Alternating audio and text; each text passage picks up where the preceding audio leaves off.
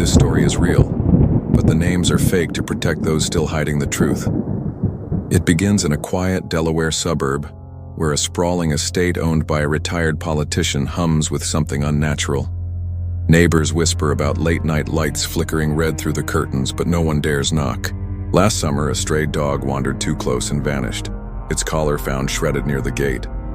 The politician, Thomas Grayson, once led the nation with a warm smile and promises of unity.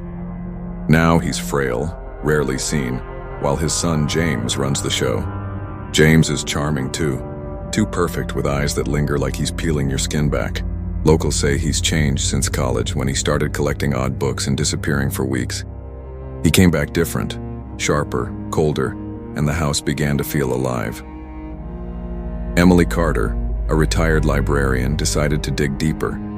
She'd seen James at the library years ago, checking out texts on occult rituals banned in most states. Last month, she parked across the street watching. At midnight, cloaked figures slipped through the back door carrying something heavy wrapped in burlap. A faint chant rose, guttural and wrong, vibrating her car windows. Emily wasn't crazy. She recorded it, shaky footage of shadows moving in a circle, James at the center. The next day, she visited Father Daniel, a local priest who paled when she described the symbols carved into the burlap. "That's old," he said, "older than the church." He warned her to stay away, but Emily couldn't. She found a journal in the library basement, pages detailing a pact made with something dark, signed in blood. The Grayson house grew stranger.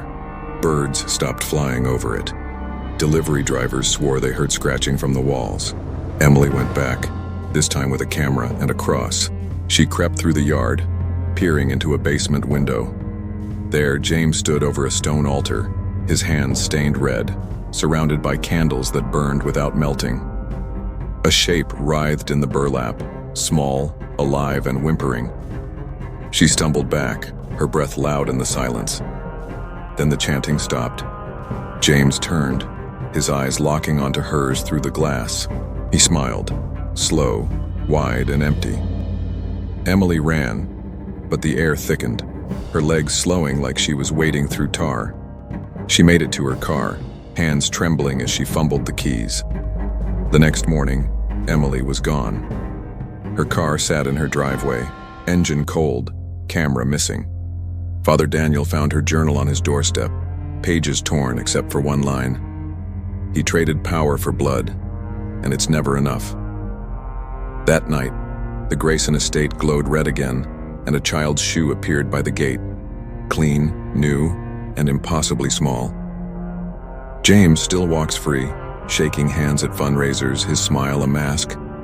The house waits, hungry, its windows like eyes that follow you home. Emily's footage surfaced online, brief, grainy, deleted in hours. Those who saw it say the burlap moved on its own, and James's voice wasn't human when he laughed. Thomas Grayson sits inside, silent, staring at nothing. Some claim he knew all along that his rise wasn't luck. The priest prays, the town whispers, and the house breathes. If you drive by, don't stop. Don't look. Their smiles hide teeth, and the cost of their power isn't paid yet.